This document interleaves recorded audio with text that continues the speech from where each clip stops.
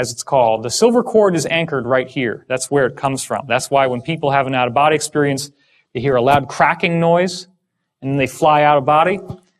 The crack comes from right in here. So, the answer to why this works is that there is an electromagnetic shield that is created when the light goes out. It may be stimulated by the release of the DMT, but these two little arteries here, they don't look like much, but it's a known fact that the pineal gland has more blood flow per cubic volume than any other gland in the body. This gland has the most high amount of concentration of energy from your body of anything else. And that's because it's our gateway. So if you can start to imagine the idea that there's this complex electromagnetic shield that starts forming like this, and you see all these weird rotations happening around it, and they're all going in these different directions, what that actually, and it becomes so fast, it's like, if you move it fast enough, which I'm not really capable of doing, it would just start to be all red. You get a perfectly formulated shield around the gland. When you do that, you have now shielded off all of the electromagnetic, gravitational, and otherwise, well, not gravitational, but all the electromagnetic, the radio waves, all the energy that gives us a reference in space-time. That opens up the door to time-space, just like when you shoot that little carbon-60 molecule, the little buckyball, at the slit, and it pops inside out, and it turns into a wave as it goes through. Well, there are little molecules inside this water called microclusters. And those molecules can flip over, and that's the gateway that allows you to see into time-space. So darkness activates electromagnetic activity. It feels like a pressure, a buzz, or a tone or acceleration inside your head. Has anybody here not had that experience? Okay, no hands have gone up. When you'll hear sometimes it's almost like there's a gong, or you feel like a pressure in your head. That's now some people just call that kundalini activation. But what's actually happening is that sometimes spontaneously, even during the day, your pineal gland just kicks up. It's like a car engine, and it suddenly gets going, and you feel this sort of explosive energy shooting up into your head.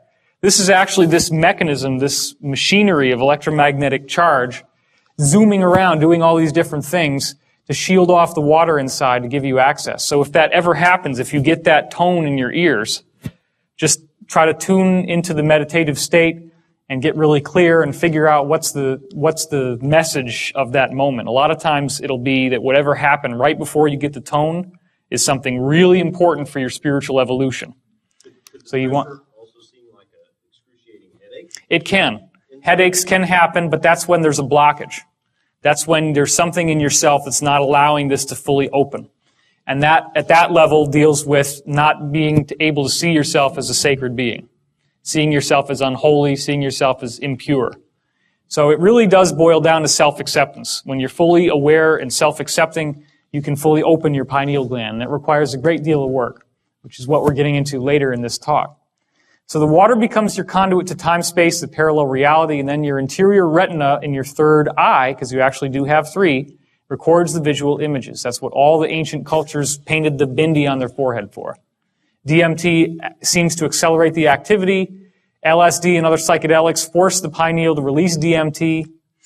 It's potentially dangerous, so I'm not recommending you go out and start tripping because your pineal can get stuck on even when you're awake. And that's the actual nature of schizophrenia, delusions, and waking hallucinations. There have been multiple studies that have been done proving that shamanic visionary experiences and schizophrenic hallucinatory experiences are almost identical. What the ancient shamans have happened to them is just about the same as what happens to schizos. It's just that the schizo is cracked. The walnut is cracked, as I call it, or the acorn, or the pine cone, right?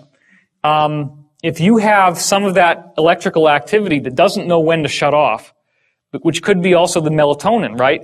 When the melatonin kicks out, it's telling you to go to sleep. That's what starts to fire up this engine. It's only when the DMT kicks out a little bit that the engine goes into full steam. But that's usually only after you fall asleep.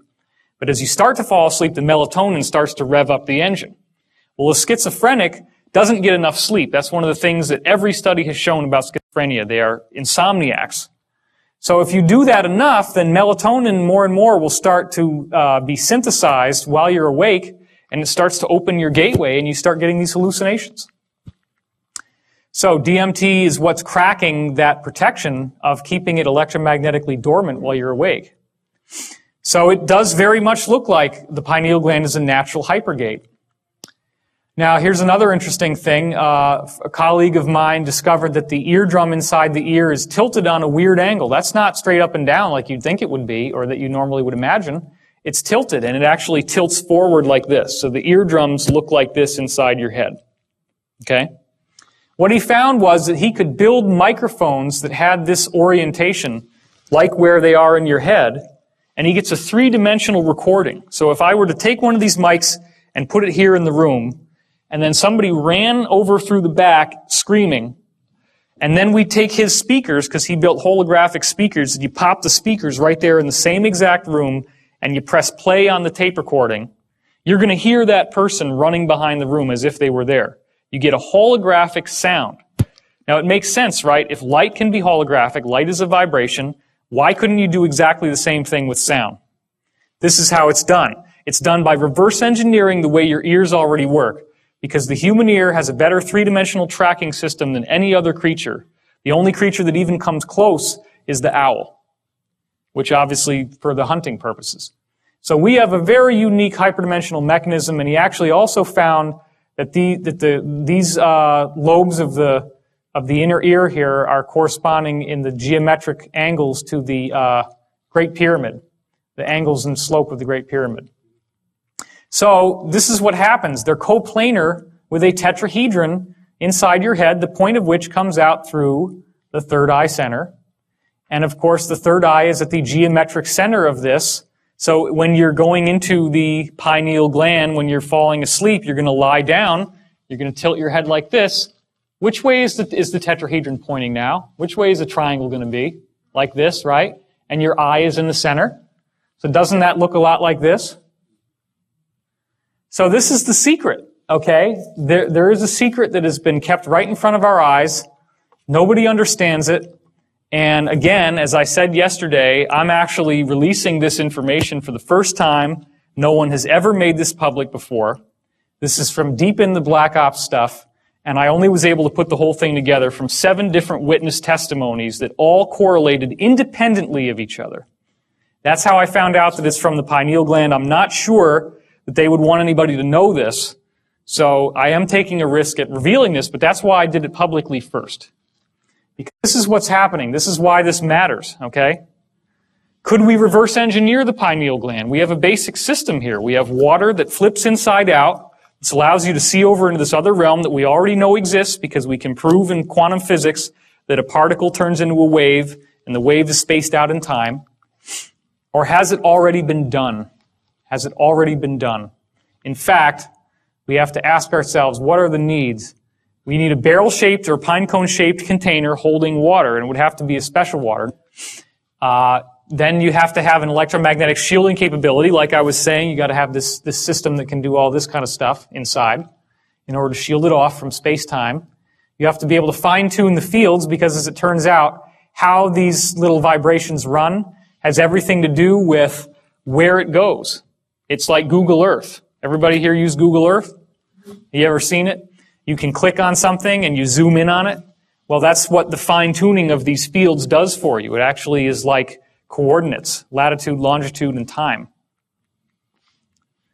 Then you need some kind of method to pick up the visual images. Now, normally in the pineal gland, you do it with the retinal tissue, but you don't have a retina when you're dealing with a machine, so what do? Well, what does a television use? It uses a cathode ray, right? It's a little thing that shoots onto this surface, and the electrons strike the surface, and they glow. Well, an ionized gas is going to glow if you strike it with this energy. So why not squirt an ionized gas in the middle, and then that might pick up the visual images? Well, this is what it looks like. This is real. Yesterday and today is the very first public unveiling in a public presentation of Project Looking Glass.